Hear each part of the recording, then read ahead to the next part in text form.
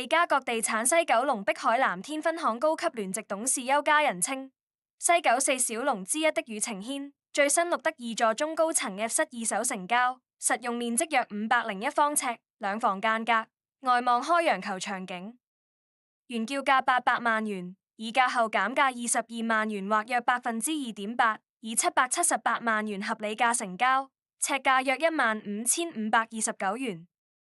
邱家人表示，新買家為區內客，早前透過利嘉閣真盤源平台揾樓，經代理介紹上址及睇樓後，客人心儀屋苑自設商場，亦可步行至港鐵站，生活配套及交通齊全，加上單位開則市正合用，遂即時洽購。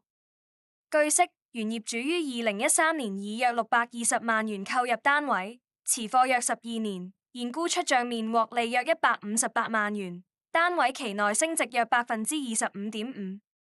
他補充，該屋苑目前約有100個單位放售，最低入場費由約688萬元起。